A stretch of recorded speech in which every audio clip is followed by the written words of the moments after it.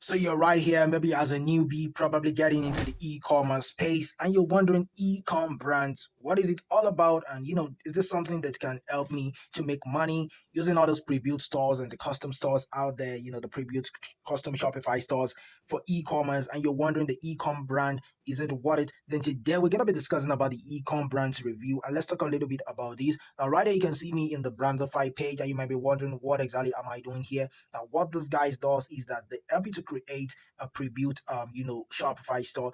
That is what they say they do. Although this is more about review, I just have to show this because this is also synonymous to whatever we are gonna be talking about today. But however, just know that Ecom Brands as brands whereby you sell ecom products, okay? And if you're wondering exactly, I don't really know what made you come here today, but if the reason why you're here today is to learn more about Ecom Brands and also, to be able to know if review stores are okay for you to get started with, then today is the day for us to give justification to that kind of thought. So talking about the pre-built stores, I feel pre-built stores are okay, but some of the things you have to know concerning pre-built stores of Ecom Brands is that most of those guys use templates that they have used for thousands of other people out there.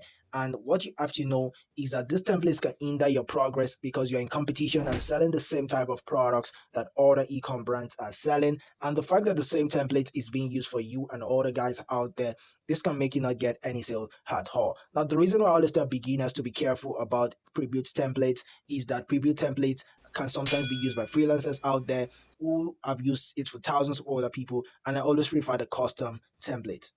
Talking about the pre-built templates, from my research, I've been able to realize that the products added to these pre-built templates are mostly impossible to sell, which can make it difficult for you to sell because they are already too saturated or probably trademarked products. Okay, so that is what you have to know. I'm sorry about the background noise right there. That's a dog right here, of my neighbor, which is I just have to talk about sorry about the background noise. And another thing you have to know is the product pictures that are copyrighted. Okay, because sometimes these products can sometimes be copyrighted, the product pictures, which can lead you to a little bit of some copyright lawsuit, which you have to be very careful about. Because I always tell people, most especially beginners, that they should be very careful about that and try as much as possible to review everything the moment these guys deliver any pre-built templates to you. And also their product research are not best and can never be best for beginners. When it comes to you as a beginner, if you feel like, okay, you want to own an ecom brand or an ecom store and you have those pre-built templates or a template that they've been telling you that this will work out for you,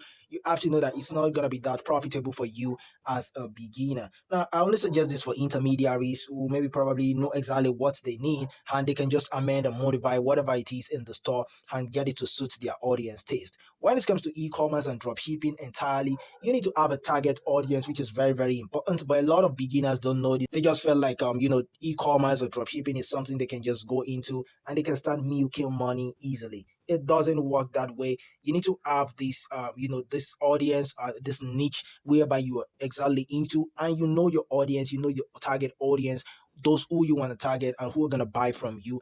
This is the only way to distinguish yourself from other competitors out there who are beginners and don't even know anything concerning e-commerce and drop shipping. Now you can see all this type of stores out there. They look cool. You see watches, a lot of stuff right there just to entice you, which is cool, but it doesn't really mean that you are gonna make money with this. Now, talking about some of the other things that you have to know, you need to know that when it comes to using all these pre-built stores, you still have to have extra money for Shopify subscription every month. I'm very sure that you should know about that, but if you don't know it, then you've known that already. Shopify charges extra every month, so it doesn't mean that the moment they create a store for you, that is the end and you can keep using it for life. No, you still have to pay extra for the Shopify store. Like every month, you still have to keep renewing your Shopify plan.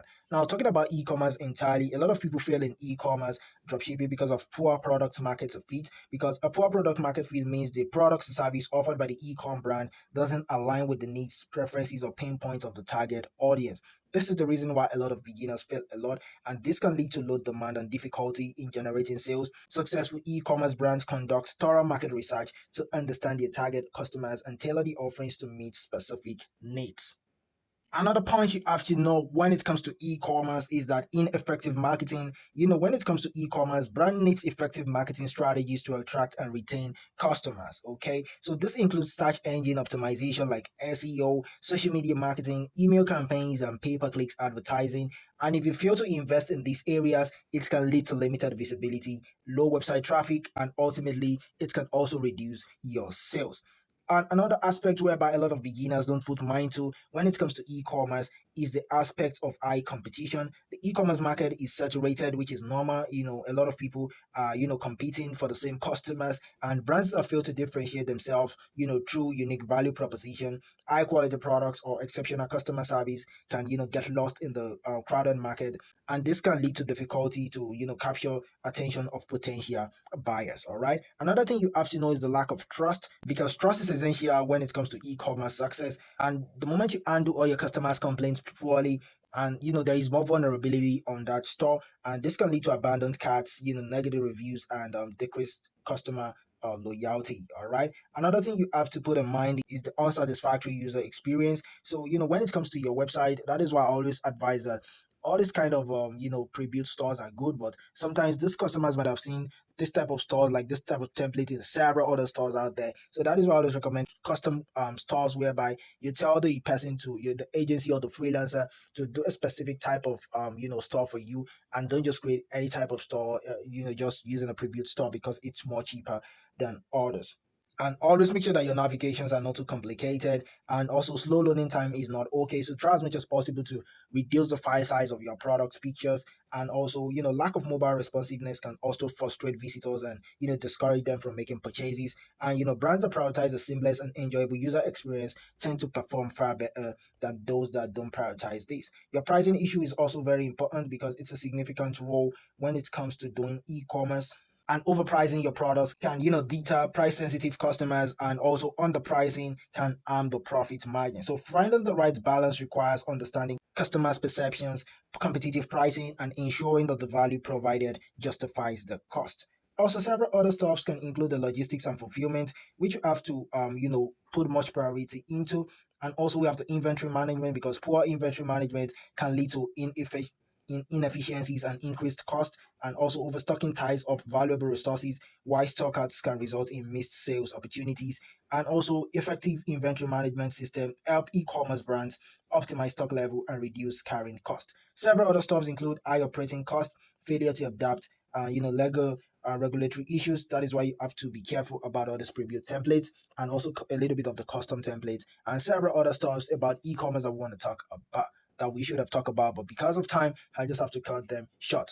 Now, does this mean that e-commerce is really bad? No, e-commerce is good, and a lot of people are making a whole lot of money from e-commerce. But I'm just telling you all this so that you can have it at the back of your mind. If you want to start e-commerce or start an ecom brand, you have to know all this so that you can make the best decision and try as much as possible to implement the best idea into your store.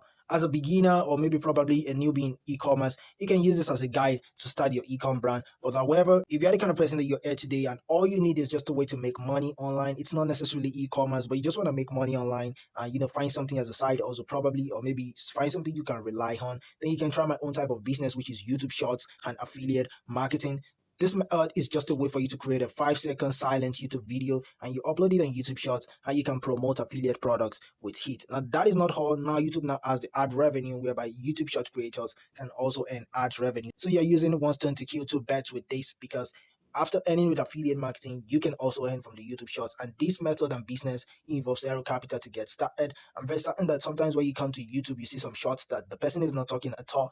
All they do is to point to their screen, or probably just showing only their screen, and they have millions of views or thousands of views, and they're using it to sell several affiliate products and also earning from ad revenue. If you want to learn more about this type of business whereby it's zero capital to get started, just click the link in the video description, or check the screen. You're gonna see a link there. It's gonna take you to a tutorial which is owned by my mentor. I don't have any course on these. All I do is create a course review, but this is just me helping you learn from my mentor, who also tutored me on these. And you can learn from this guy to know about this business and use it to make money, because it's zero capital to get started, compared to e-commerce or dropshipping that requires you thousands of dollars to get started with. I hope this video has been helpful. If it is, can you make sure that you hit the subscribe button and turn on the notification bell so that you can be notified whenever I drop new tutorials right here on this channel, and try to hit the thumbs up and like button so that YouTube can recommend this video to several other people out there Thank you, peace, and enjoy the rest of your day. Bye.